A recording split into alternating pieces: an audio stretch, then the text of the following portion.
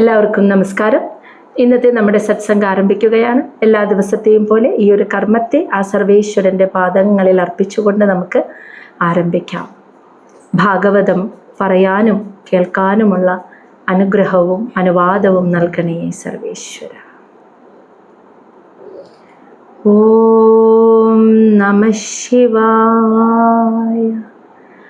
ഓം ഗും ഗുരുഭ്യോ നമഃ.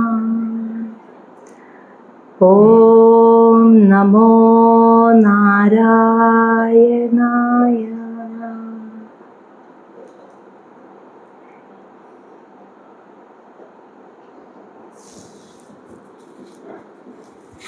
ശ്രീമദ് ഭാഗവതം ചതുർത്ഥസ്കന്ധം അധ്യായം 8.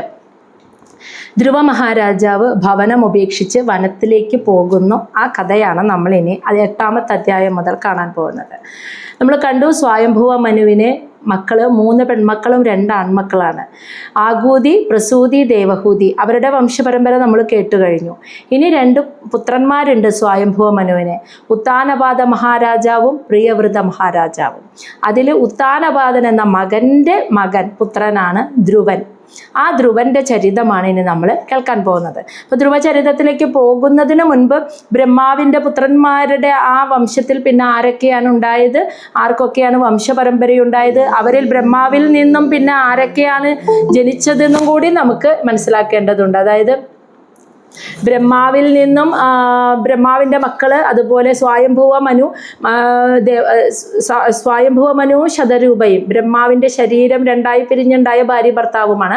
അവരുടെ മക്കളുടെ കാര്യം പറഞ്ഞപ്പോൾ അതിൽ ദേവഹൂതി, പ്രസൂതിയെ ദക്ഷൻ വിവാഹം കഴിച്ചതും അതിൽ 16 പെൺമക്കൾ ഉണ്ടായതും 13 പേരെ ധർമ്മദേവന് വിവാഹം കഴിച്ചു കൊടുത്തു.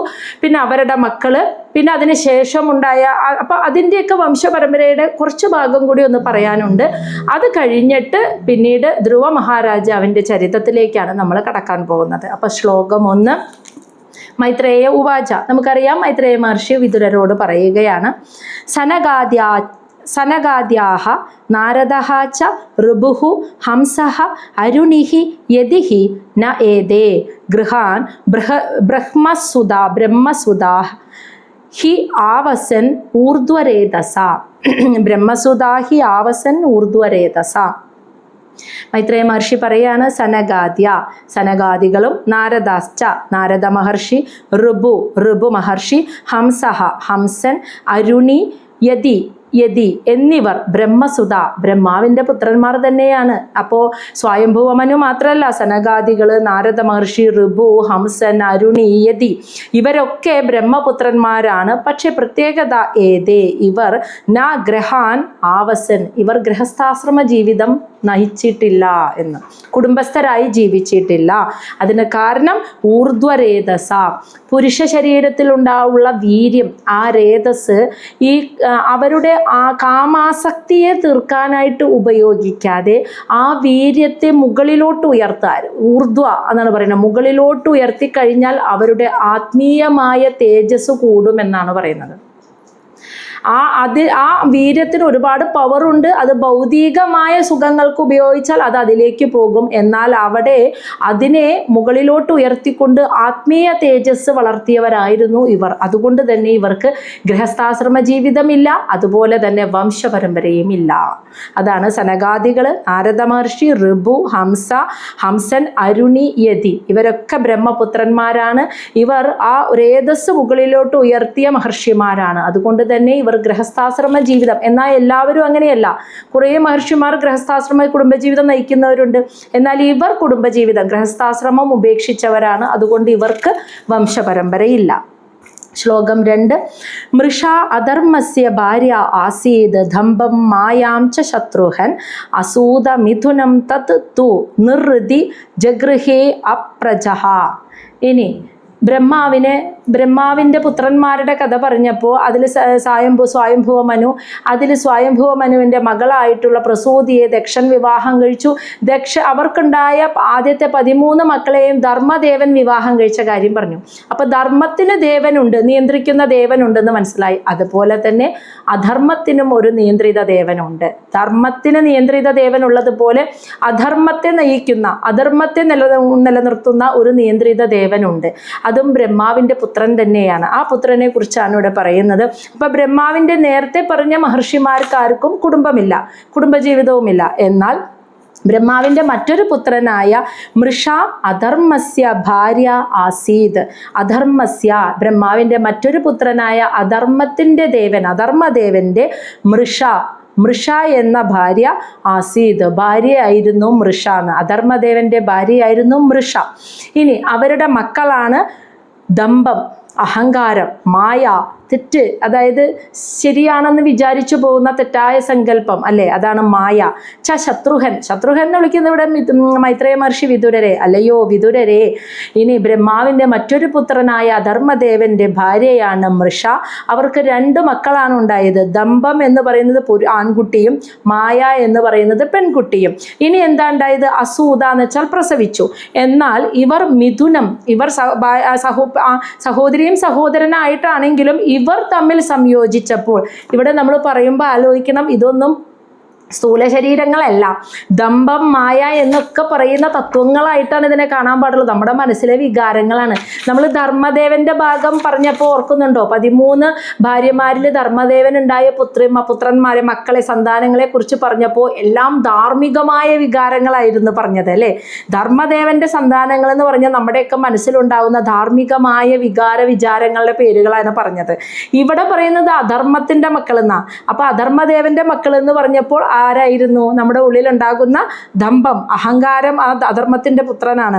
പിന്നെ മായ എന്ന പുത്രി. ഇനി ഈ അഹങ്കാരം എന്ന പുത്രനും മായ എന്ന പുത്രിയും മിഥുനം എന്ന് വെച്ചാൽ സംയോജിച്ചു എന്ന് പറഞ്ഞാൽ സ്ത്രീ പുരുഷ സംയോജന അല്ല അവിടെ ആലോചിക്കേണ്ടത്.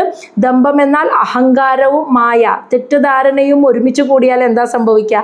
അതുകൂടി തതു നിർഹൃതി ജഗൃഹേ അപ്രജ എന്ന് വെച്ചാൽ സന്താനമില്ലാത്ത നിർഹൃതി ദേവൻ, അതായത് മരണത്തിന്റെ ദേവൻ ഈ മക്കളെ, അതായത് ഈ ദമ്പം മായ എന്ന മക്കളെ ജഗൃഹേ എടുത്തു വളർത്തിയെന്ന്.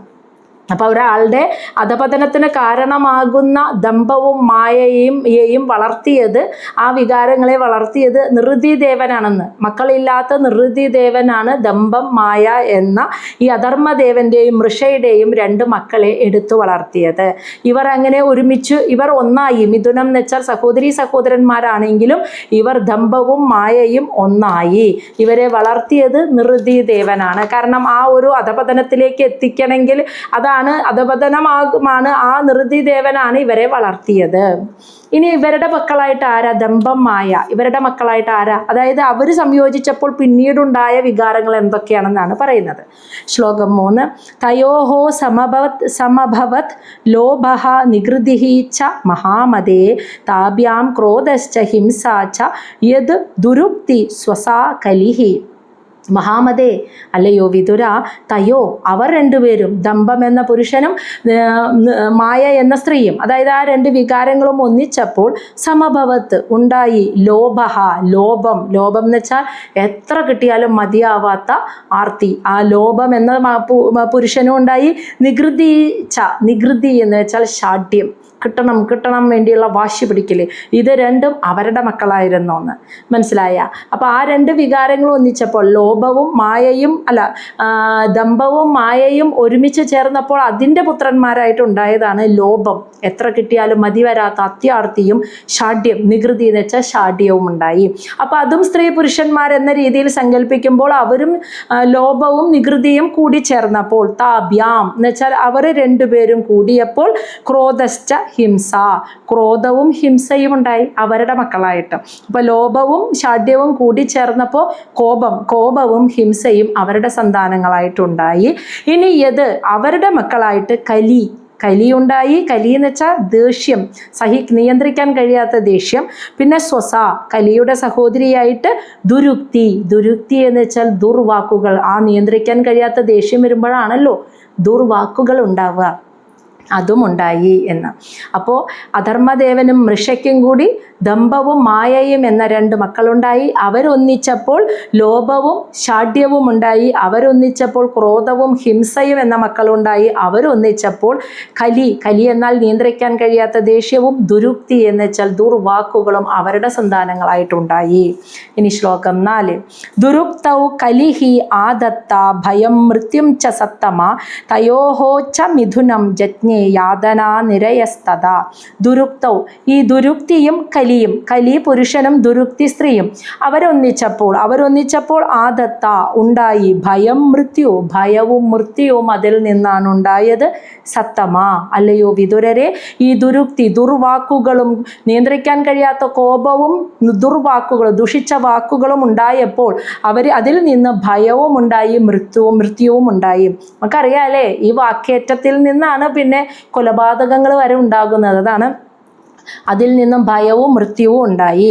ഇനി തയോഹോച്ച, അവരിൽ നിന്ന് ഭയം മൃത്യു, അവരിൽ നിന്ന് മിഥുനം, അവർ സംയോജിച്ചപ്പോൾ ജജ്ഞേ ഉണ്ടായി യാതന. കണ്ടോ, അവർ ചേർന്നപ്പോഴാണ് ഭയവും മൃത്യുവും സംഭവിച്ച് ഒരുമിച്ച് ചേർന്നപ്പോൾ യാതന ദുഃഖവും ഉണ്ടായി, നിരയഹ നരകവും ഉണ്ടായി, തഥാ അതുപോലെ. അപ്പോൾ ദുഃഖവും നരകവും ഉണ്ടായതും അവരിൽ നിന്നാണ്.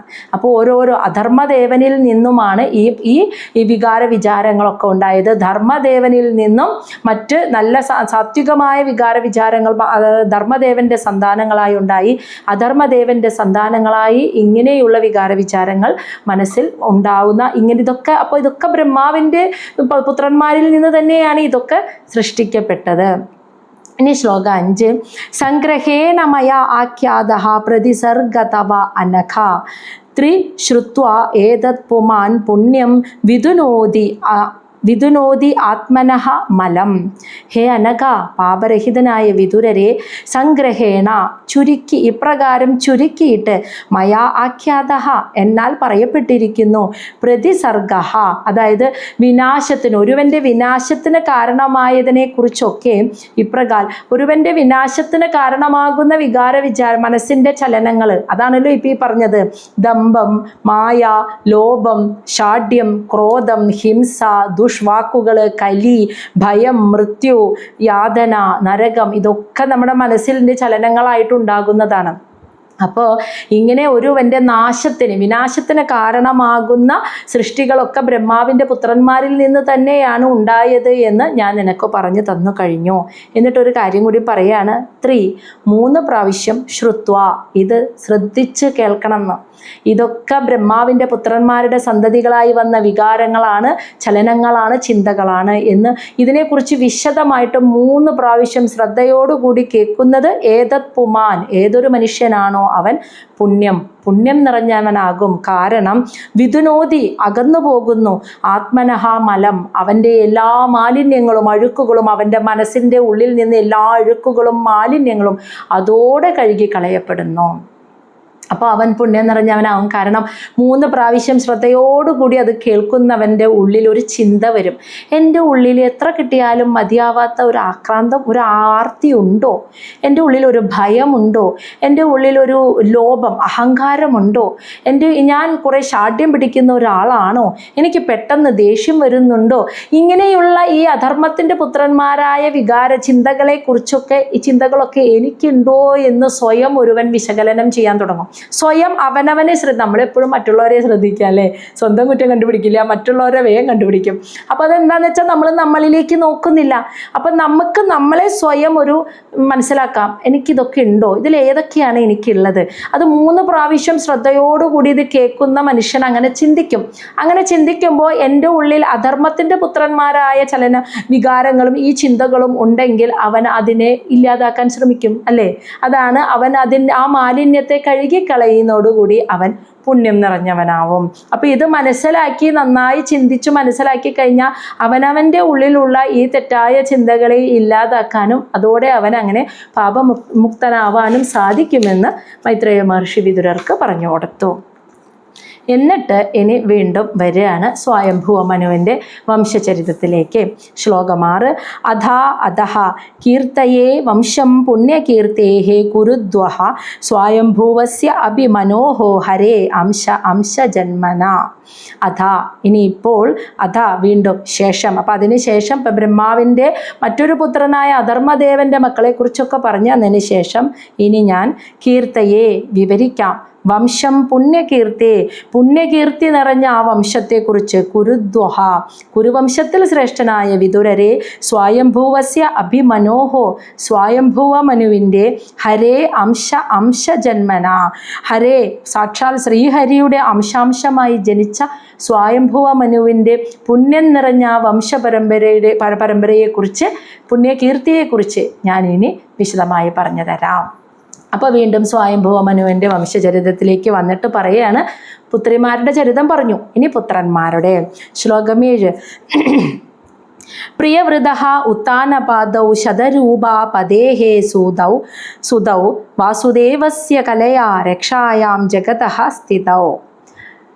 ശതരൂപ പദേ ശതരൂപയുടെ പതിയായിട്ടുള്ള സ്വയംഭുവ മനുവിന് ശതരൂപയിൽ പ്രിയവൃത ഉത്താനപാദൗ പ്രിയവൃതനെന്നും ഉത്താനപാദൻ എന്ന പേരിലും സുധൗ 2 പുത്രന്മാർ ഉണ്ടായിരുന്നു. അവർ വാസുദേവസ്യ കലയാ ഭഗവാൻ വാസുദേവന്റെ അംശമായിട്ട് രക്ഷായാം ജഗതഃ സ്ഥിതൗ ഈ ലോകത്തിൻ്റെ രക്ഷയ്ക്കായി പരിപാലന കർമ്മം നിലനിർത്തുന്നവരായി സ്ഥിതി ചെയ്തു എന്ന്. എന്തുകൊണ്ട് അവർ വാസുദേവന്റെ കല എന്ന് പറയാൻ കാരണം? അവർ ചെയ്യുന്ന കർമ്മം എന്താ? ഈ ലോകത്തിൻ്റെ സംരക്ഷണം എന്ന കർമ്മത്തിലാണ് അവർ സ്ഥിതി ചെയ്യുന്നത്. ഇവിടെ പറയുന്നത് അങ്ങനെയുള്ള കർമ്മം ചെയ്യുന്നവർ ആരാണ്? ഭഗവാൻ മഹാവിഷ്ണുവിൻ്റെ അംശത്തിൽപ്പെടുന്നവരാണെന്നാണ് പറയുന്നത്. കാരണം പ്രപഞ്ചത്തിൻ്റെ പരിപാലന കർമ്മം നിർവഹിക്കുന്ന ഭഗവാൻ മഹാവിഷ്ണുവാണ്. അപ്പോൾ ആരാണോ ജീവിച്ചിരിക്കുന്ന ലോകത്ത് ആ ലോകത്തിൻ്റെ സംരക്ഷണത്തിനും ഈ പ്രപഞ്ചത്തിൻ്റെ നിലനിൽപ്പിനും പരിപാലനത്തിനും വേണ്ടി കർമ്മങ്ങൾ ചെയ്യുന്നത് അവർ ആ മഹാവിഷ്ണുവിൻ്റെ അംശമായിട്ടാണ് കരുതുന്നത്.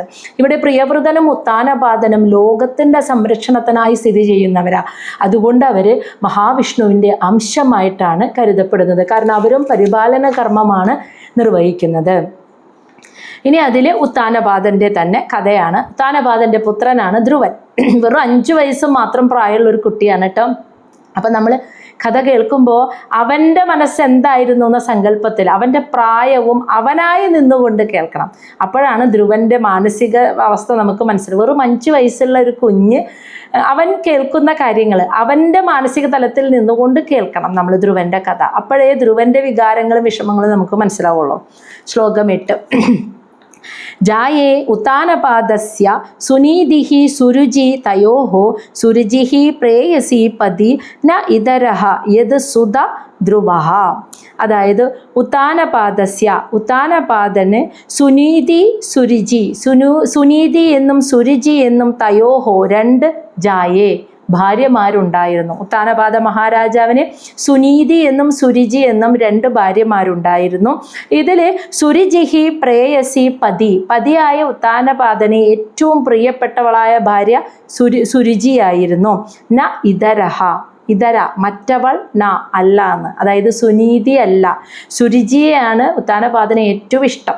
പിന്നെ സുരുചിയാണെങ്കിൽ ഭംഗിവാക്കുകളൊക്കെ പറഞ്ഞ് ശരിക്കും ഉത്താനപാദ മഹാരാജാവിനെ ഈ പറഞ്ഞ് ഇങ്ങനെ കയ്യിലടക്കി പിടിച്ച് വെച്ചിരിക്കുകയായിരുന്നു. അതുകൊണ്ട് തന്നെ രാജാവ് അതിൽ പെട്ടുകിടക്കുകയായിരുന്നു. അപ്പം രാജാവിന് ഏറ്റവും പ്രിയപ്പെട്ടതും അവളോടായിരുന്നു. പക്ഷേ മറ്റേ പത്നിയോട് താല്പര്യം ഉണ്ടായിരുന്നില്ല, സുനീതിയോട്. അങ്ങനെയുള്ള അവളിൽ സുതഹ ധ്രുവ അവളുടെ പുത്രനായിട്ടാണ് ധ്രുവൻ ജനിക്കുന്നത്. അതായത് ഉത്താനപാദ മഹാരാജാവിന് ഇഷ്ടമല്ലാത്ത ഭാര്യയായ സുനീതിയുടെ പുത്രനായിട്ടാണ് ധ്രുവൻ ജനിക്കുന്നത്. അപ്പം തന്നെ നമുക്ക് ഊഹിക്കാം അമ്മയെ ഇഷ്ടമില്ല. അപ്പം ആ ഭാര്യയിൽ നിന്നുണ്ടായ പുത്രനോടും താല്പര്യം ഉണ്ടാവില്ല. അതാണ് ഉത്താനപാദ മഹാരാജാവ് കാണിച്ചത്. ഈ ശ്ലോകം 9. ഏകദാ സുരുചേഹേ പുത്രം അംഗം ആരോപ്യ ലാളയൻ ഉത്തമം ന ആരുരുക്ഷന്തം ധ്രുവം രാജാ അഭ്യനന്ദതഃ. ഏകദാ ഒരിക്കൽ, ആ കഥയാണ്. ഒരിക്കൽ സുരുചേഹേ സുരുചി രാജ്ഞി, സുരുചി എന്ന രാജ്ഞി പുത്രം അവരുടെ പുത്രനായിട്ടുള്ള ഉത്തമനെ അംഗം ആരോപ്യ ലാളയൻ ഉത്താനപാദ മഹാരാജാവ് മടിയിൽ കയറ്റിയിരുത്തിയിട്ട് ഇങ്ങനെ വാത്സല്യപൂർവ്വം ലാളിക്കുകയായിരുന്നു. ഇത് കണ്ടുകൊണ്ട് വന്ന ധ്രുവം, 5 വയസ്സ് പ്രായം മാത്രമുള്ള ധ്രുവന് ആരുരുക്ഷന്തം അച്ഛൻ്റെ മടിയിൽ കയറിയിരുന്ന് അച്ഛൻ്റെ ആ സ്നേഹം നിറഞ്ഞ വാത്സല്യവും ലാളനയും അനുഭവിക്കാൻ ഒരു കൊതി തോന്നിയെന്ന് ധ്രുവന്. അച്ഛൻ ഉത്തമനെയാണ് കയറ്റിയിരുത്തിയിരിക്കുന്നത്. അപ്പം അച്ഛൻ്റെ മടിയിൽ കയറിയിരുന്ന് അച്ഛൻ്റെ സ്നേഹവും ലാളനയും അനുഭവിക്കാൻ കൊതി തോന്നിയ ധ്രുവൻ അതിനായിട്ട് അച്ഛൻ്റെ അടുത്തേക്ക് ഓടി വന്നപ്പോൾ ന അഭ്യനന്ദത രാജാവായ ഉത്താനപാദൻ ന എന്നുവെച്ചാൽ ചെയ്തില്ല എന്ന്, അഭ്യനന്ദത പരിഗണിച്ചേ ഇല്ല എന്ന്, ധ്രുവനെ നോക്കിയില്ല, കണ്ടില്ല എന്ന് നടിച്ചു എന്ന്. ആ 5 വയസ്സുള്ള കുട്ടി ഓടി വന്ന് അച്ഛൻ്റെ അടുത്ത് നിന്ന് കാലുമ പിടിച്ച് കയറാനും മടിയിലേക്ക് കയറാനൊക്കെ ശ്രമിക്കുന്നത് കണ്ടപ്പോൾ രാജാവ് അച്ഛൻ അത് ശ്രദ്ധിച്ചതുപോലുമില്ല എന്നു, അവനെ സ്വീകരിച്ചതേയില്ല. പകരം ഉത്തമനെ മടിയിലിരുത്തി ലാളിക്കുകയും വാത്സല്യപൂർവ്വം ലാളിക്കുകയും ചെയ്തിരുന്നു. ആ ഒരു അവസ്ഥയിൽ ആ കുഞ്ഞിൻ്റെ മനസ്സ് എന്തായിരിക്കും അല്ലേ, വിഷമം ഉണ്ടാവുക. ശ്ലോകം 10. തഥാ ചികീർഷമാണം തം സപത്ന്യാ തനയം ധ്രുവം സുരുചിഃ ശൃണ്വതഃ രാജ്ഞാ സ ഈർഷ്യം ആഹ അതിഗർവിത. അച്ഛൻ്റെ ഭാഗത്തു നിന്ന് കിട്ടിയ ആ അവഗണന കിട്ടിയപ്പോൾ തന്നെ അച്ഛൻ തന്നെ പരിഗണിക്കുകയോ മടിയിൽ കയറ്റി ഇരുത്തുകയോ ചെയ്യാണ്ടായപ്പോൾ തന്നെ ധ്രുവൻ്റെ മനസ്സങ്ങോട്ട് തകർന്നു പോയി. അത്രയും സങ്കടത്തിൽ വിഷമിച്ച് നിൽക്കുന്ന ഒരു കുട്ടിയായിരുന്നു അത്. തഥാ ആ സമയത്ത് തന്നെ ചികീർഷമാണം എന്ന് വെച്ചാൽ അച്ഛൻ്റെ മടിയിൽ കയറാൻ ശ്രമിക്കുമ്പോൾ അച്ഛൻ വകവയ്ക്കാതെ കണ്ടില്ലെന്ന് നടിച്ചിരിക്കുന്ന ആ അവഗണന ഏറ്റുവാങ്ങി നിൽക്കുന്ന ആ സമയത്ത് അവനോട് ധ്രുവനോട് സപത്ന്യാ തനയം, അതായത് സപത്നിയായ സുനീതിയുടെ തനയം അതായത് സുരുചിയുടെ സപത്നിയാണ് സുനീതി അല്ലേ, ഒരേ ആളുടെ 2 പത്നിമാരെ. അപ്പോൾ സുരുചിയുടെ സപത്നി കൂടെ ഉണ്ടായിരുന്ന മറ്റൊരു ഭാര്യയായിരുന്ന സുനീതിയുടെ തനയം പുത്രനായിട്ടുള്ള ധ്രുവനോട് സുരുചി ഇപ്രകാരം പറയുകയാണ്. ശൃണദ്വ എന്ന് വെച്ചാൽ അതായത് ആ സുരുചി പറയുന്നത് കേൾക്കുകയാണ്. രാജാവ് ശൃണദഹ, രാജാവ് കേൾക്കെ, അതായത് ഉത്താനപാദ മഹാരാജാവ് ഇരിക്കുമ്പോൾ അദ്ദേഹം കേൾക്കെ തന്നെ സുരുചി അതിഗർവിത, അത്യധികം കോപത്തോടും അഹങ്കാരത്തോടു കൂടി ഈർഷ്യം ദേഷ്യം കാണിച്ചുകൊണ്ട് ആ കുഞ്ഞിനോട് 5 വയസ്സ് മാത്രം പ്രായമുള്ള ധ്രുവനോട് ഇപ്രകാരം പറഞ്ഞു എന്ന്. ഉത്താനപാദ മഹാരാജാവിൻ്റെ അച്ഛൻ്റെ മടിയിലേക്ക് കയറി ഇരിക്കാൻ ഇങ്ങനെ ശ്രമിച്ചുകൊണ്ടിരിക്കുകയാണ്. അച്ഛൻ വകവയ്ക്കാണ്ടായപ്പോൾ സങ്കടമുണ്ട്, തന്നെ നോക്കണില്ലല്ലോ എന്നുള്ള അവഗണന കിട്ടിയ വിഷമത്തിൽ ഇങ്ങനെ നിൽക്കണ സമയത്ത് രാജാവ് മൈൻഡ് ചെയ്യാണ്ടിരിക്കാനുള്ള കാരണം എന്താണെന്ന് വെച്ചാൽ രാജാവിൻ്റെ തൊട്ടടുത്ത് സുരുചി ഇരിക്കുന്നുണ്ട്. തൻ്റെ സുരുചിയുടെ പുത്രനെ ലാളിക്കിൻ്റെ സുരുചിക്ക് ഇഷ്ടമുള്ളൂ. അപ്പോൾ അവളെ സംതൃപ്തിപ്പെടുത്താൻ കൂടിയാണ് ഉത്താനപാദ രാജാവ് ധ്രുവനെ വകവയ്ക്കാതെ ഇരിക്കുന്നത്. അപ്പോൾ സുരുചി ഈ കാഴ്ച കണ്ടപ്പോൾ രാജാവ് ഉത്താനപാദ മഹാരാജാവ് കേൾക്കച്ചിലെ തന്നെ തൻ്റെ സപത്നിയായ സുനീതിയുടെ മകനായ ധ്രുവനോട് അത്യധികം ദേഷ്യം മനസ്സിൽ വെച്ചുകൊണ്ട് ഇപ്രകാരം പറഞ്ഞു എന്ന്. എന്താണ് സുരുചി പറഞ്ഞത്? ശ്ലോകം 11. ന വത്സ നൃപതേ ധിഷ്ണ്യം ഭവാൻ ആരോടും അർഹതി ന ഗൃഹീതഃ മയാ യത് ത്വം കുക്ഷൗ അഭി നൃപാത്മജ. എന്താ പറഞ്ഞതെന്ന് വെച്ചാൽ വത്സ, അല്ലയോ കുട്ടി. അപ്പോൾ വിളിച്ചതൊക്കെ വലിയ സ്നേഹത്തിലാണ് അല്ലേ. വത്സ, ഉള്ളിൽ നല്ല ദേഷ്യമുണ്ട്, എന്നിട്ട് അത് അഭിനയിച്ചിട്ട് അല്ലയോ കുട്ടി, ഒരാക്കി സംസാരിക്കാന്നൊക്കെ പറയില്ല, ആ രീതിയിൽ അല്ലയോ പ്രിയപ്പെട്ട കുട്ടി. എന്നിട്ട് പറയാണ് നൃപതേ ധിഷ്ണ്യം, രാജാവിൻ്റെ മടിയിൽ കയറാൻ ഭവാൻ നീ ആരോടും അങ്ങനെ കയറിയിരിക്കാൻ ന അർഹതി, നീ അർഹനല്ല മകനെ. അല്ലയോ കുട്ടി, ഉത്താനപാദ മഹാരാജാവിൻ്റെ മടിയിൽ കയറിയിരിക്കാനുള്ള അർഹത നിനക്കില്ല. ഇനി അതെന്തുകൊണ്ടാണ് അർഹതയില്ല എന്ന് പറയാൻ കാരണം, ന ഗൃഹീത മയാ എന്നാൽ എൻ്റെ പുത്രനായി ന ഗൃഹീത, നീ ജനിച്ചില്ല എന്നാണ്. ഉത്താനപാദ മഹാരാജാവിൻ്റെ മടിയിൽ കയറിയിരിക്കാനുള്ള യോഗ്യത ഉണ്ടാവണമെങ്കിൽ നീ എൻ്റെ പുത്രനായി ജനിക്കണം, അത് നീ ജനിച്ചില്ല. യത് ത്വം, അത് കാരണം കക്ഷൗ അഭി നൃപാത്മജ എന്ന് വെച്ചാൽ നൃപ ആത്മജ, നീ രാജാവിൻ്റെ പുത്രനാണെങ്കിൽ പോലും കക്ഷൗ അഭി കക്ഷൗനബി എന്ന് വെച്ചാൽ ഗർഭത്തിലെ, എൻ്റെ ഗർഭത്തിൽ നീ ജനിച്ചില്ലല്ലോ, അതുകൊണ്ട് രാജാവിൻ്റെ മടിയിൽ കയറിയിരിക്കാൻ നിനക്ക് യോഗ്യതയില്ല, അർഹതയില്ല എന്നാണ് ആ കുഞ്ഞിനോട്, 5 വയസ്സുള്ള കുട്ടിയോട് സ്വന്തം പിതാവിൻ്റെ മടിയിൽ കയറിയിരിക്കാൻ യോഗ്യതയില്ല എന്ന് രണ്ടാനമ്മ പറയാന്ന് മനസ്സിലായ? അല്ലയോ കുട്ടി, നിനക്ക് മഹാരാജാവിൻ്റെ പുത്രനാണെങ്കിൽ പോലും അദ്ദേഹത്തിൻ്റെ മടിയിൽ കയറിയിരിക്കാനുള്ള യോഗ്യതയോ അർഹതയോ നിനക്കില്ല. കാരണം നീ എൻ്റെ ഗർഭത്തിൽ ജനിച്ചില്ല, അതാണ് നിൻ്റെ ആ യോഗ്യത കളഞ്ഞതെന്ന് മനസ്സിലായോ? അദ്ദേഹത്തിൻ്റെ പുത്രനായിരിക്കാം, പക്ഷേ നീ എൻ്റെ ഗർഭത്തിലല്ല ജനിച്ചത്, അതുകൊണ്ട് നിനക്കതിനുള്ള യോഗ്യതയില്ല. ശ്ലോകം 12. ബാലഹ അസി ഭദ ന ആത്മാനം അന്യ സ്ത്രീഗർഭസംവൃതം നൂനം വേദ ഭവാൻ യസ്യ ദുർലഭേ അർത്ഥേ മനോരഥഃ. ബാലഹ അസി, നീ ഒരു കൊച്ചുകുട്ടിയാ, 5 വയസ്സ് മാത്രം പ്രായമുള്ള കുട്ടിയാണെങ്കിലും ബദ, ഇതൊക്കെ കഷ്ടം തന്നെയാണ്. എന്നിട്ട് പറയാണ് ന ആത്മാനം, നീ എൻ്റെ പുത്രനല്ല, അന്യ സ്ത്രീ ഗർഭസംവൃതം, മറ്റൊരു സ്ത്രീയുടെ ഗർഭത്തിൽ പിറന്ന പുത്രനാണ് നീ. എൻ്റെ പുത്രനല്ല, മറ്റൊരു സ്ത്രീയുടെ ഗർഭത്തിൽ ജനിച്ച പുത്രനാണ്. അതുകൊണ്ട് നിനക്ക് 5 വയസ്സ് മാത്രമേ പ്രായമുള്ളൂ, നീ കൊച്ചുകുട്ടിയാണെങ്കിൽ പോലും നൂനം, തീർച്ചയായും വേദ ഭവാൻ, നീ ആരാണ്, നിന്റെ അർഹതയും സ്ഥാനം എന്താണെന്ന് നീ വേദ അറിഞ്ഞിരിക്കണമെന്ന്. എന്തൊരു കഷ്ടമാണല്ലേ 5 വയസ്സായ കുഞ്ഞിനോട് പറയുന്നത്.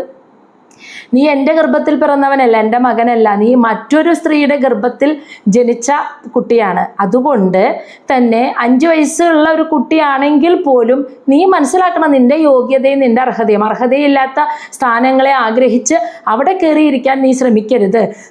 അതാണ് പറഞ്ഞത്. തീർച്ചയായിട്ടും നീ 5 വയസ്സുള്ളെങ്കിൽ പോലും നിനക്ക് അധികാരമില്ലാത്ത കാര്യങ്ങൾ നീ ചെയ്യരുത്.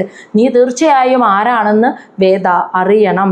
യസ്യ, നിനക്ക് ദുർലഭേ അർത്ഥേ, ഒരിക്കലും നേടാൻ കഴിയാത്ത ആഗ്രഹങ്ങളെ, മനോരഥഃ, അതാണ് നീ നിന്റെ മനസ്സിൽ കൊണ്ട് നടക്കുന്നത്. മനസ്സിലായ? നിനക്ക് ഒരിക്കലും സാധിക്കാത്ത ആഗ്രഹം, അതാണ് ദുർലഭ്യ, ലഭിക്കാൻ ഒരു സാധ്യതയുമില്ലാത്ത ആഗ്രഹമാണ് നീ നിന്റെ മനസ്സിൽ കൊണ്ട് നടക്കുന്നത്. അത് നീ എൻ്റെ പുത്രനല്ല, നീ മറ്റൊരു സ്ത്രീയുടെ പുത്രനായി ജനിച്ചതുകൊണ്ട് നിനക്ക് 5 വയസ്സ് മാത്രമേ പ്രായമുള്ളെങ്കിൽ പോലും നീ നിന്റെ അർഹതയും യോഗ്യതയും ഒന്നും മനസ്സിലാക്കിക്കോളൂ. തീർച്ചയായിട്ടും നീ വെറുതെ ഒരിക്കലും നടക്കാത്ത ആഗ്രഹങ്ങൾ, പിതാവിൻ്റെ സ്നേഹവും ഇനി ഭാവിയിൽ ഈ രാജസിംഹാസനവും നീ ആഗ്രഹിക്കുന്നുണ്ടെങ്കിൽ അതൊന്നും ഒരിക്കലും നടക്കില്ല. വെറുതെ നിന്റെ ആഗ്രഹങ്ങൾ മാത്രമായിരിക്കും. ശ്ലോകം 13. തപസ ആരാധ്യ പുരുഷം തസ്യ ഏവ അനുഗ്രഹേണ മേ ഗർഭേ ത്വം സാധയ ആത്മാനം യത് ഇച്ഛസി നൃപാസനം. തപസ ആരാധ്യ പുരുഷം തസ്യ ഏവ അനുഗ്രഹേണമേ. എന്നിട്ട് ഇനി ഈ യോഗ്യതകളൊക്കെ കിട്ടാനുള്ള ഒരു പോംവഴി അവർ പറഞ്ഞു കൊടുക്കുന്നതാണ് കേട്ടോ. സുരുചി പറഞ്ഞു കൊടുക്കുന്നതാണ്. തപസ, നീ തപസ് ചെയ്യ്. ആരാധ്യ പുരുഷം, ഭഗവാനെ ആരാധിക്ക്. തസ്യ ഏവ, എന്നിട്ട് ആ ഭഗവാന്റെ കയ്യിൽ നിന്നും അനുഗ്രഹേണ, അനുഗ്രഹം നേട്. എന്നിട്ട് മേ ഗർഭേ, എൻ്റെ ഗർഭത്തിൽ ത്വം, നീ സാധയ ആത്മാനം, എന്നാൽ മാത്രമേ എൻ്റെ ഗർഭത്തിൽ സാധയ, നിനക്ക് ജനിക്കാൻ പറ്റുള്ളൂ എന്നു. എൻ്റെ ഗർഭം വാസസ്ഥലമാക്കാൻ നിനക്ക് പറ്റുള്ളൂ എന്ന് വെച്ചാൽ ജനിക്കാൻ പറ്റുള്ളൂ. എന്നിട്ട് പറയാണ് ആത്മാനം, മകനായിട്ട് നിനക്ക് ജനിക്കാൻ, എൻ്റെ മകനായി നിനക്ക് ജനിക്കാൻ പറ്റുള്ളൂ. അപ്പം മാത്രമേ നിനക്ക് ഈ ആഗ്രഹങ്ങളൊക്കെ സാധിക്കൂ. എന്നിട്ട് പറയാണ് യത് ഇച്ഛസി, നീ എന്തൊന്നാണോ ആഗ്രഹിക്കുന്നത്, നൃപ ആസനം, ആ രാജാവിൻ്റെ സിംഹാസനമാണ് നീ ആഗ്രഹിക്കുന്നതെങ്കിൽ ആ രാജാവിൻ്റെ സിംഹാസനത്തിൽ എത്തണമെങ്കിൽ അച്ഛനായ രാജാവിന് നീ പ്രിയപുത്രനായി മാറണം. അതിന് നീ എൻ്റെ ഗർഭത്തിൽ ജനിച്ച മകനാവണം. അങ്ങനെ ജനിക്കണമെങ്കിൽ നീ പോയി തപസ് ചെയ്യ്. എന്നിട്ട് ഭഗവാനെ പൂജിക്ക്, ഭഗവാനെ സംതൃപ്തനാക്ക്. എന്നിട്ട് ഭഗവാന്റെ അനുഗ്രഹം നേടിയിട്ട് വന്നാൽ നിനക്ക് അടുത്ത ജന്മത്തിലെങ്കിലും എൻ്റെ പുത്രനായിട്ട് ജനിക്കാൻ പറ്റും. അങ്ങനെ എൻ്റെ പുത്രനായി ജനിച്ചാൽ മാത്രമേ നിനക്ക് രാജാവിൻ്റെ പ്രിയപ്പെട്ട മകനാവാൻ സാധിക്കുകയുള്ളൂ. എന്നാൽ മാത്രമേ നിനക്ക് രാജസിംഹാസനം ഭാവിയിൽ ലഭിക്കുകയുള്ളൂ. അപ്പം നിനക്ക് ആ സിംഹാസനം കിട്ടണമെങ്കിൽ നീ എൻ്റെ പുത്രനാവണം, അച്ഛന് പ്രിയപ്പെട്ട മകനാവണം, എൻ്റെ പുത്രനാവണം. അതിന് നീ തപസ് ചെയ്ത് ഭഗവാനെ അനുഗ്രഹം നേടണം. എന്താണല്ലേ പറഞ്ഞു കൊടുക്കുന്നത്? 5 വയസ്സായ കുട്ടി പോയി തപസ് ചെയ്താൽ മാത്രമേ, എന്നിട്ട് അനുഗ്രഹം നേടണം. എന്തിനുള്ള അനുഗ്രഹം? എൻ്റെ മകനായിട്ട് ഇനി വരുന്ന ജന്മത്തിലെങ്കിലും ജനിക്കാനായിട്ടുള്ള ഭാഗ്യം, അത് കിട്ടാനായിട്ട് നീ അനുഗ്രഹം നേടിയിട്ട് വരാൻ പറയുകയാണ് അവനോട്. ശ്ലോകം 14. മൈത്രേയ ഉവാച, മൈത്രേയ മഹർഷി പറയാണ് മാതു സപത്ന്യാഹ സ ദുരുക്തിവിദ്യ ശ്വസൻദൃഷാ ദണ്ഡഹതോ യഥാ അഹിഹി ഹിത്വാ മിഷന്തം പിതരം സന്നവാജം ജഗാമ മാതുഹു പ്രരുദൻ സകാശം. മാതു എന്ന് വെച്ചാൽ സുനീതി, ആ മാതാവിൻ്റെ സപത്നിയായ സുരുചിയുടെ സപത്നിയാണ് സുനീതി. അങ്ങനെയുള്ള സഹ അവൻ്റെ മാതാവിൻ്റെ, അപ്പം സഹ എന്ന് വെച്ചാൽ അവൻ്റെ, ധ്രുവൻ്റെ മാതാവായ സുനീതിയുടെ സപത്നിയായ സുരുചിയുടെ ദുരുക്തി എന്ന് വെച്ചാൽ എന്താ പറയുക, ഇപ്പം പറഞ്ഞില്ലേ ദുഷ്ടവാക്കുകൾ, ഈ കഠോരമായ ദുഷ്ടവാക്കുകൾ കൊണ്ട് മുറിഞ്ഞു പോയ ഹൃദയമുള്ള ധ്രുവൻ, ധ്രുവൻ അത് സഹിക്കാൻ പറ്റിയില്ല കേട്ടപ്പോൾ. ആ വാക്കുകൾ കേട്ട് ധ്രുവൻ ദണ്ഡഹതഹ, ഒരു വടി കൊണ്ട് അടിയേറ്റ അഹി, സർപ്പത്തെ പോലെ യഥാ എന്ന പോലെ. വടി കൊണ്ടൊരു സർപ്പത്തെ അടിച്ചാൽ അതിന് ദേഷ്യം വന്ന് അത് പ്രතිവിരിച്ച് ഇങ്ങനെ ചീറ്റാൻ നിൽക്കില്ലേ, അത് കിടന്ന് പൊളയില്ലേ, അതുപോലെ ശ്വസൻദൃഷ, ദേഷ്യം വന്നിട്ട് 5 വയസ്സുള്ള ആ ബാലൻ ധ്രുവന് ദേഷ്യം വന്നിട്ട് ഇങ്ങനെ നെടുവീർപ്പ് ശ്വാസം ഇങ്ങനെ വലിച്ചു വിടാൻ തുടങ്ങി. സഹിക്കാൻ പറ്റാണ്ട് ഒരു കിതപ്പോടുകൂടി അവനിങ്ങനെ വലിച്ച് ശ്വാസം എടുക്കാൻ തുടങ്ങി. എന്നിട്ട് മിഷന്തം എന്ന് വെച്ചാൽ ഒന്നും മിണ്ടാതെ വെറുതെ ഇരിക്കുക, സന്നവാചം എന്ന് വെച്ചാൽ നിശബ്ദനായിട്ട് ഒന്നും അമ്മ സുനീതി ഇങ്ങനെയൊക്കെ സുരുചി ഇങ്ങനെയൊക്കെ പറയുന്നത് കേട്ടിട്ടും എതിർത്ത് പറയാതെ, തന്നെ പരിഗണിക്കാതെ, തനിക്ക് വേണ്ടി സംസാരിക്കാതെ, തന്നോട് വിഷമിക്കണ്ട എന്നൊന്നും പറയാതെ നിശബ്ദനായി മിണ്ടാതെ തലകുനിച്ചിരിക്കുന്ന പിതാവിനെ കണ്ടപ്പോൾ ധ്രുവൻ ഹിത്വാ, അച്ഛനെ ഉപേക്ഷിച്ചിട്ട് പ്രരുദൻ എന്ന് വെച്ചാൽ കരഞ്ഞുകൊണ്ട് മാതു, അമ്മയുടെ സകാശം അടുത്തേക്ക് ജഗാമ, ഓടിച്ചെന്നു എന്ന്. ധ്രുവൻ്റെ അമ്മയുടെ സപത്നിയായ സുരുചിയുടെ ഈ കഠോരമായ വാക്കുകൾ കേട്ട് ഹൃദയം മുറിഞ്ഞു പോയ ധ്രുവൻ്റെ മനസ്സ് ഒരു വടികൊണ്ടടിയേറ്റ സർപ്പത്തെ പോലെ ദേഷ്യം വന്നിട്ട് ശ്വാസവും നെടുവീർപ്പും ഒക്കെ ഇട്ട് ധ്രുവൻ നോക്കുമ്പോൾ പിതാവ് നിശബ്ദനായിട്ട് തല കുനിച്ച് മിണ്ടാതെ ഇരിക്കുന്നത് കണ്ടപ്പോൾ ദേഷ്യം ഇന്ന് പിതാവിനെ ഉപേക്ഷിച്ചിട്ട് അമ്മയുടെ അടുത്തേക്ക് കരഞ്ഞുകൊണ്ട് അവൻ ഓടിച്ചെന്നു. ഈ സമയം അമ്മയുടെ അടുത്ത് എന്താ സംഭവിച്ചത്? സുനീതിയോട് ഇഷ്ടമുള്ള തോഴിമാർ, ആ കൊട്ടാരത്തിലുള്ളവർ, അവിടെ രാജാവും സുരുചിയും ഒക്കെ ഇരിക്കുന്നിടത്ത് ധ്രുവൻ അപമാനിക്കപ്പെട്ട ഈ കാര്യം അപ്പോഴേക്കും സുനീതിയെ പോയി അറിയിച്ചു, ധ്രുവൻ്റെ അമ്മയെ പോയി അറിയിച്ചു കേട്ടോ.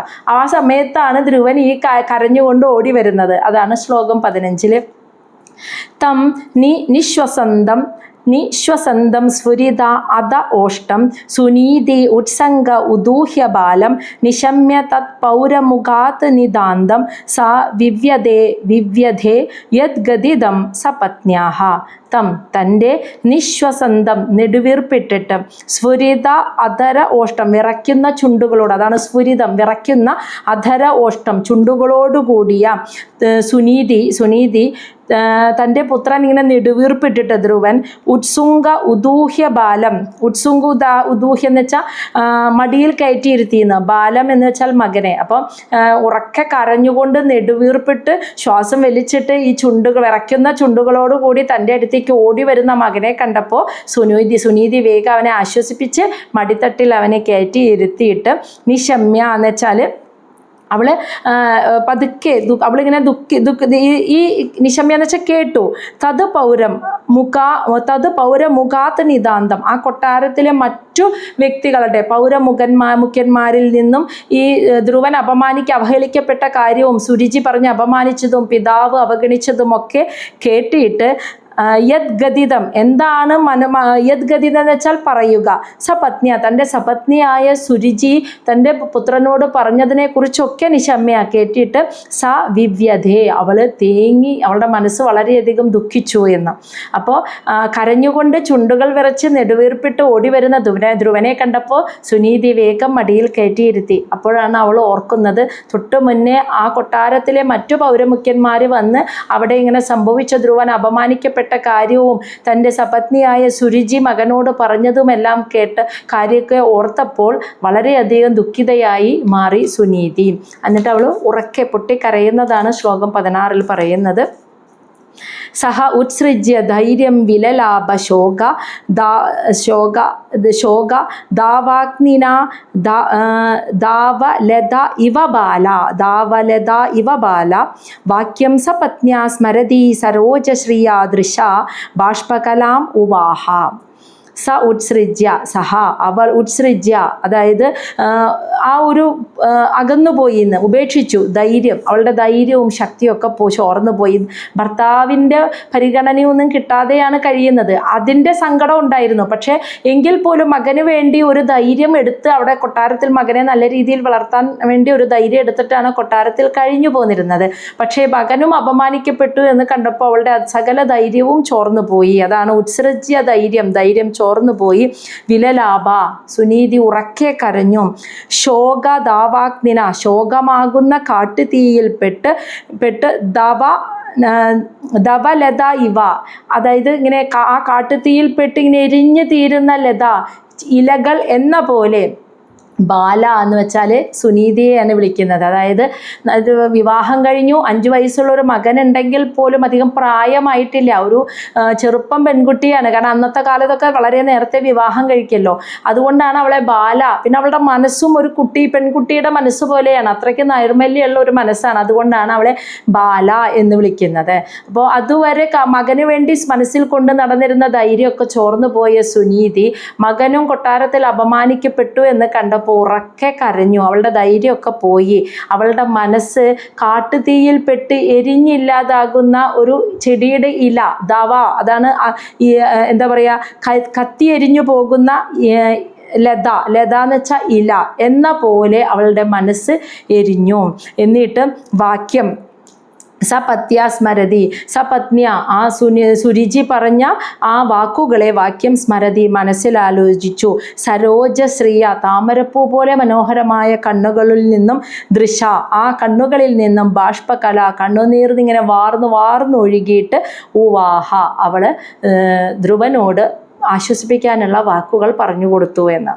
അപ്പോൾ വളരെ ചെറുപ്പമായിട്ടുള്ളതും അതുപോലെ അതേപോലെ നൈർമല്യമുള്ള മനസ്സുമുള്ള സുനീതി അത്രയും കാലം ഭർത്താവിൻ്റെ അവഗണനയോട് ഉണ്ടെങ്കിൽ പോലും മകന് വേണ്ടി ഒരു ധൈര്യത്തോടു കൂടി ആ കൊട്ടാരത്തിൽ ജീവിച്ചു പോന്നു. പക്ഷെ 5 വയസ്സുള്ള കുഞ്ഞിൻ്റെ മനസ്സ് ഇത്രമാത്രം വേദനിപ്പിച്ചിട്ടും ഉത്താനപാത രാജാവ് ഒന്നും പറഞ്ഞില്ല, അച്ഛനൊന്നും പറഞ്ഞില്ല മകന് വേണ്ടി എന്ന് കേട്ടപ്പോൾ ദുഃഖം സഹിക്കാൻ കഴിയാതെ സകല ധൈര്യവും ചോർന്നു പോയി. അവൾ ഉറക്കെ കരഞ്ഞു. എന്നിട്ട് സപത്നിയായ സുരുചി പറഞ്ഞ വാക്കുകളെ മനസ്സിൽ ആലോചിച്ചപ്പോൾ ആ കണ്ണുകളിൽ നിന്നും കണ്ണുനീരിങ്ങനെ ഒഴുകി വരുമ്പോൾ അങ്ങനെ വന്നുകൊണ്ടിരിക്കെ അവൾ ധ്രുവനോട് മറുപടി പറഞ്ഞു എന്നാണ് പറയുന്നത്. പറഞ്ഞത് എന്തെന്ന് നമുക്ക് നാളെ നോക്കാം, അതാണ് നല്ലത്. മനസ്സിലായില്ലേ?